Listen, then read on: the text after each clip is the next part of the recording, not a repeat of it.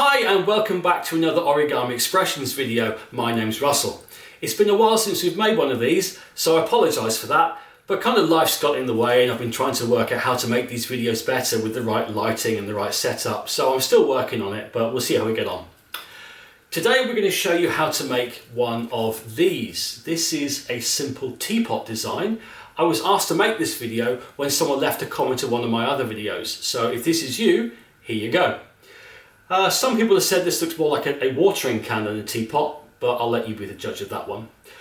We're going to look at how to make this, and then I will also show you some simple ideas on how you can take that design and take it a bit further. Make this is a little bit more advanced. It is the same model, but with a few additional folds added on. So we'll go into that in a kind of a bit of an overview as to how you take that forwards.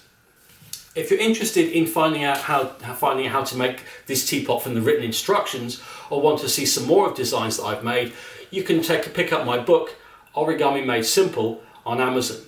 This has got 10 designs from me and 30 other traditional designs, which is ideally suited to people who have not done much origami before. If you're ready to get started with a teapot, let's go. Okay, so we are going to look at how to fold this teapot, or some people have called it a watering can. I'll leave it to your discretion which one you think it is. This is the simple version of the model, which you can find the instructions for in my book Origami Made Simple, which is available on Amazon. There are 40 designs in here. 10 of them are my own, including there's a praying nun and this teapot. And there are 30 traditional designs in there as well. This is a good book for people who are unfamiliar with origami, either just getting started or looking for perhaps their first or second book of origami instructions. So, as I say, this is the teapot or watering can. I will at the end of this instruction video show you how to go a couple of steps further and then turn it into something like this, if you like, which I think does actually look perhaps a little bit more like a teapot. You've got this kind of nice kind of curved shape here, and a thinner handle and spout. I'll show you how to do that in a bit of an overview. I'll leave it to your discretion in terms of how you can actually work out how to execute that, but I'll kind of give you some pointers along the way. So if we're going to make this teapot, then a standard piece of 15 centimeter by 15 centimeter or 6 inch by 6 inch origami paper will create you a teapot that stands about 8 centimeters tall and is about 10 centimeters from side to side. Okay. A piece of paper that is coloured the same on both sides works particularly well. For the purposes of these instructions, I'm using a sheet of paper that is white on one side, just so that you can see the layers of the paper. So let's get started. We begin by folding the diagonal, so fold one corner to the other corner with the coloured side up. As always in origami, try and make your folds as accurate as you can. Try and get right into the corners with those. So that is the first diagonal. Unfold it again and then fold the second diagonal, this corner to this corner. Trying to get your fold for this one as accurate as you got the last one.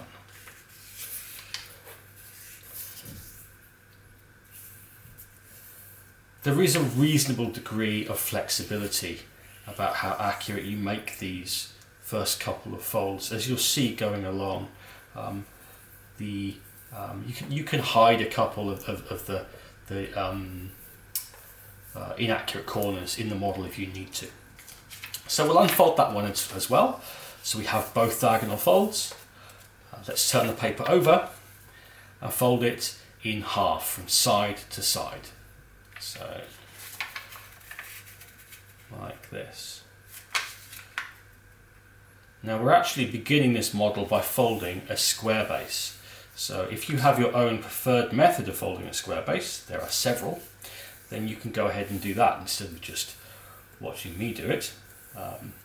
But we are folding a square base, so that's one fold, and this one we're going to fold the top to the bottom. This time we're going to leave it folded. Now this is, I think, one of the easiest ways of folding a square base. As I say, there are several of them, but I really like the next step because I think it's vaguely satisfying. So, with the paper still folded, all you do is you move your hands together, like that. So you just move your hands together and then make sure that you have the same number of layers on both sides. And that is a square base. Okay, we're going to want to fold the corners to the centre, or the outside points to the centre. So I think the easiest thing to do first of all is to just mark the centre. So I like to just take the top layer up to the top and just mark the centre, just like that. That's all you need to do. Then we have just a little mark there for the centre point.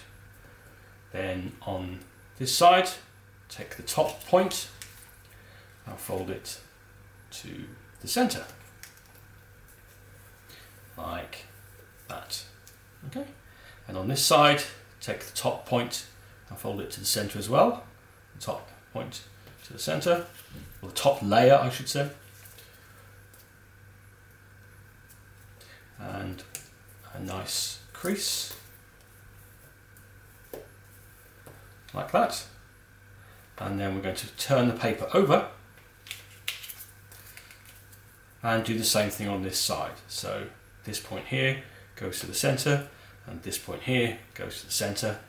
But the easiest way is just to line up with the edge underneath. So we can just line up that edge there, about there, yep. There we go. And same on this side, so we're going to fold this point to the centre, and we're going to line up with this edge here. So that's just like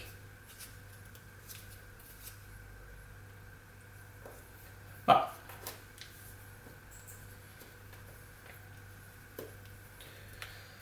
There we go. We could unfold those again,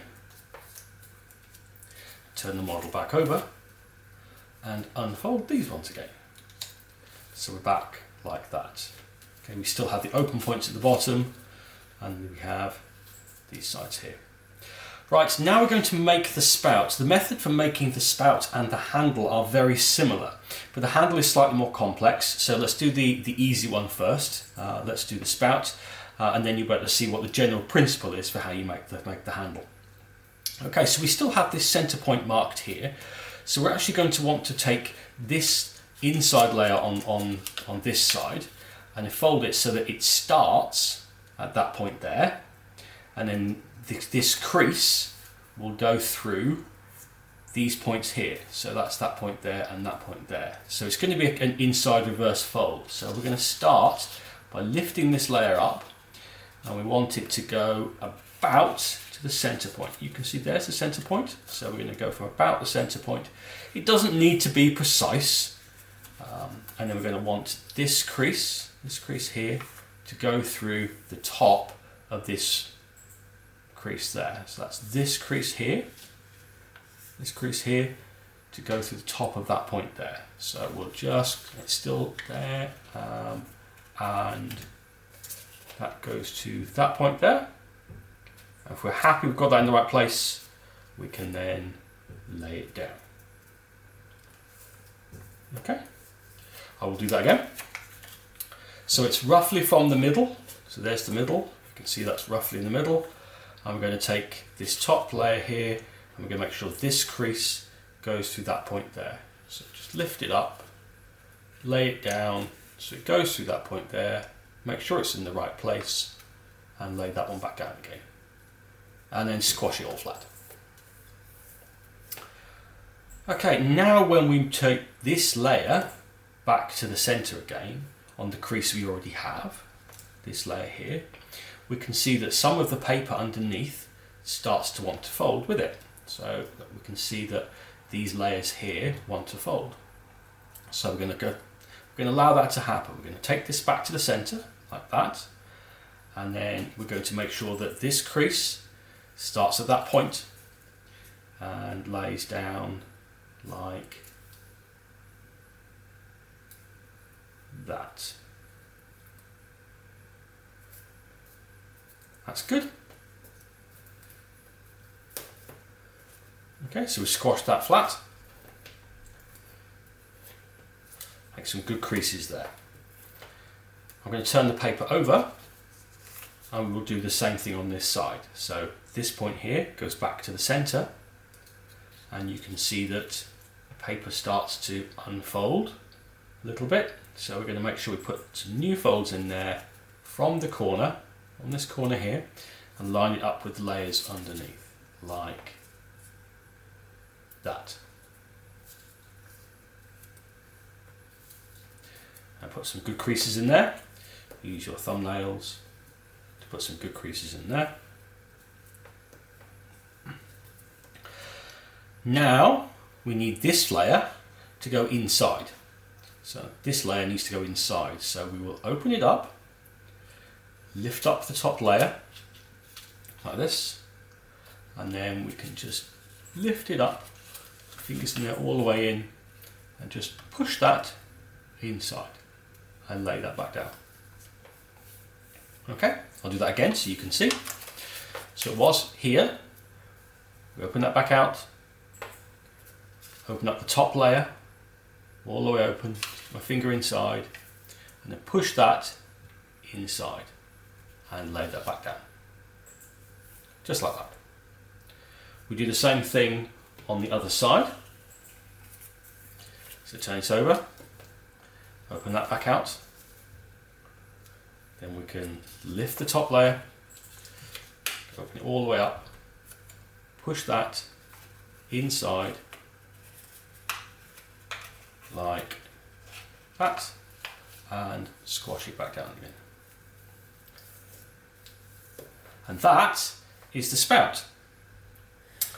Now the handle is a little more difficult. It's the same principle, but it is slightly more difficult because there are a few more folds to put in to actually make it curve, and there's an extra crease in there which you have to adjust slightly. So this time we're going to want to fold this flap out again, but we're going to want to start it level with the top of this crease. So it's here. Again, it doesn't need to be exact, but about there will be fine. So we're going to want to fold it from about that point, which is level with the top of this crease. So it's open that up, take hold of this layer, and it's about there. So it's level, roughly level with that point there and that point there. You can see that one. So it's roughly level, and then we're going to take that out, and again this crease goes level with the top of that crease there. So it's like that. Now you'll know if you've got it right because these creases here will all line up. So they should be nice and lined up there, and this crease should go to the top of that point there. And then just squash that down flat. Okay, some good firm creases there. Now the next thing to do, if we open this up slightly, we can see that the paper starts to open up. We want a crease that goes from this point to this point. That's a crease that goes from there all the way down here up to there. Okay, so it's like that, and to this point here, like that. So we have a crease that runs between those 2 points. It's a crease that runs from there to there, like that. And then when we've done that, we can close it back up again. Make sure you've got a nice, good, firm crease in there. Close that back up. Make sure your creases are nice and good and firm underneath there. Okay, so let's turn over and do the same thing on the other side. So we're going to open this top layer up. There we go. And we need a crease that goes from the tip to that point there.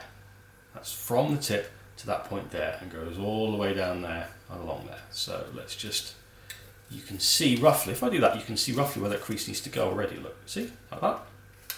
So let's just put that in. You can line up with the edge underneath it. That should make it slightly easier.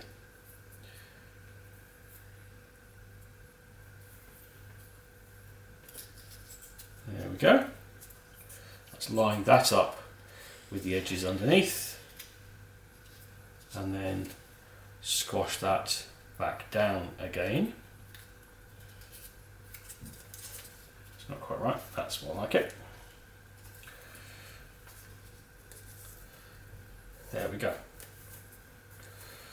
Okay, I'll open that up so you can see. So there's the crease that runs from there to there, runs all the way down there and up there, joining those two together.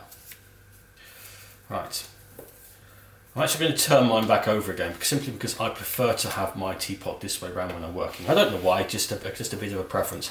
Now, we're going to do the same thing again. We're going to tuck this flap inside. But to do that, we're going to have to make a bit of an adjustment to this fold here because it doesn't quite line up. But that's fine, it's not a problem, it's just a question of helping it. So we're going to open up this flap. There we go. Open it. And we're going to tuck that inside. You see you have to adjust this flap here. You have to adjust this fold here and give it slightly more paper to work with. So this stays exactly where it was, but now you give it slightly more paper to work with, so that now, when you squash it flat, then the layers will all just adjust themselves underneath. Okay? I will open that up so you can see. So this fold here is stayed in exactly the same place, and these folds here have adjusted themselves slightly. So this is what we had. Okay, this is what we had. If I can just persuade that paper to go back there. There we go. So we're going to open up this flap, open it a little wider, and then we're going to just kind of encourage that to have a little bit more paper there. So just like that, so that then when you close this back up again, it will all stay in place. There we go. Let's do that on the other side.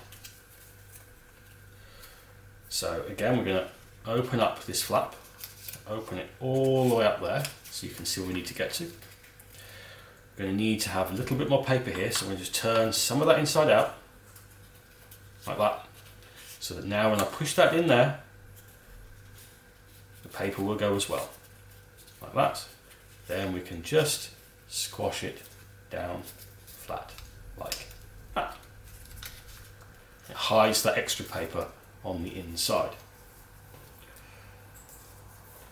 Okay, turn it back the other way again because I prefer to have my teapot facing this way. Now we're going to put another inside reverse fold in the handle, and we're going to want this handle to come down about here. So I like to start my fold there, and I want the handle to come down here. So I'm just going to put a normal fold in to begin with, about like that. So it's up to you. You can either have a continuous straight line down there, or you can just down there and out a bit, or just kind of, or down there and in a bit. So it's up to you what you want that angle of attack, if you like, for the handle to look like. But something roughly like that. So once you've got that fold in place, open it back up. Then you can put your finger on the inside there, and then just push that down there like that and close it up. There you go. And then we need to just put the other end of the handle in, which is an outside reverse fold. So the easiest we're doing is to open it up, fold it back on itself like that, and close it, and then just open that face back towards the body of the teapot, like that. And then all we need to do is sort out the bottom of the teapot, which is fairly straightforward. You need a fold that goes from that corner there and that corner there and goes on the inside. So the easiest way of doing it is to do it on the outside first and then fold it on the inside. So let's just fold that up from that point and that point.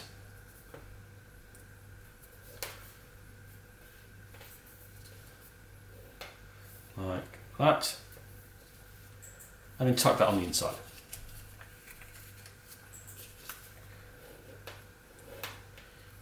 Okay. Turn it over. And fold this one so it lines up with the edge underneath. Like that. And tuck that inside. And there you go, your teapot is complete. That's the simple version of the teapot. It stands up quite happily.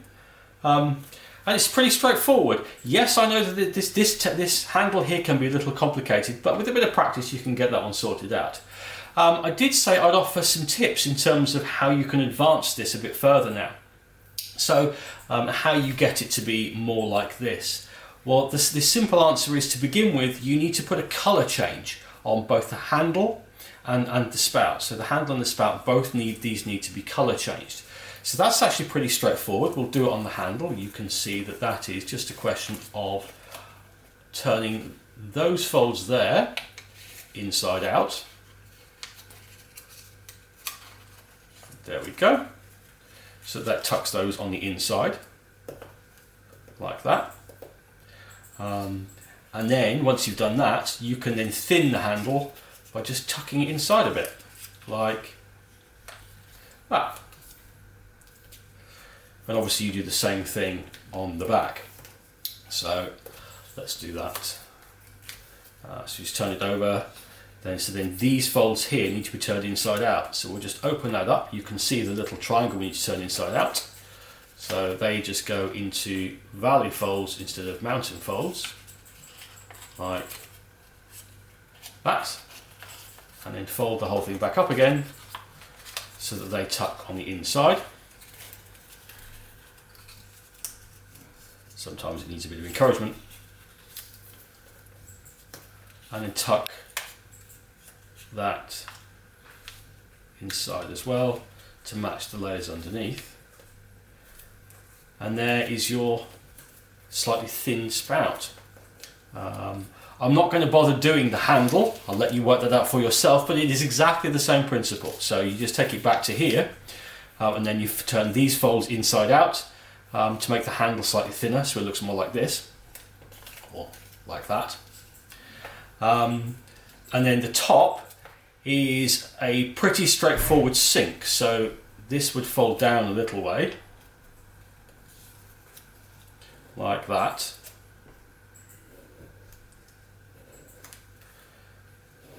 And then back up again, like that.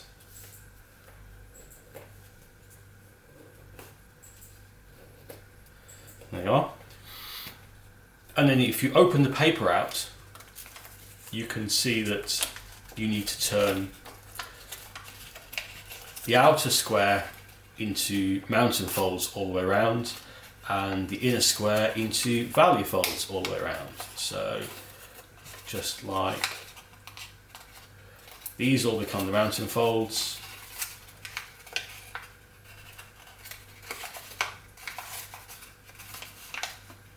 Like that. And then those ones all become the valley folds.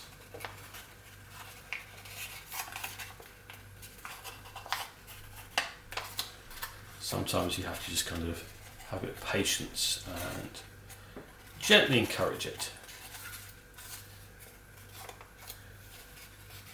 There we go.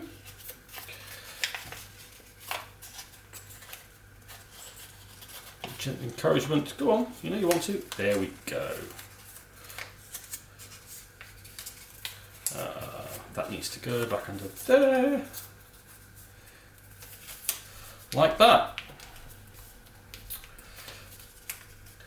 And then the final thing is just to show you what we do with the base.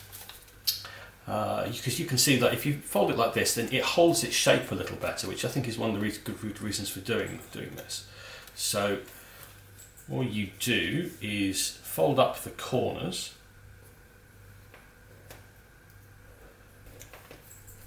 like that, and fold up the corner on this side, like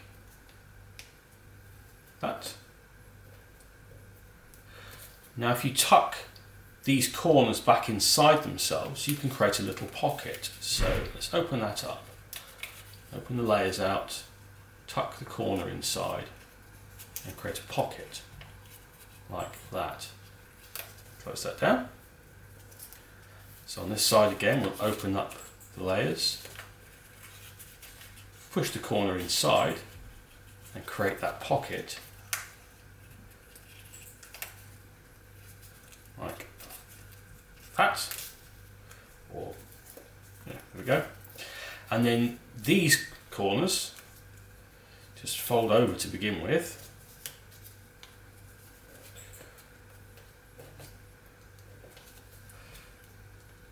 Like that. And then you can see you can tuck those corners inside that little pocket. So you see there's a pocket there. So just tuck these corners inside that pocket like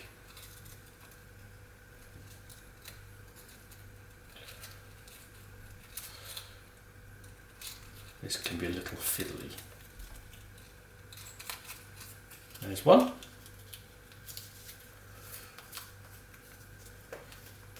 And the other one.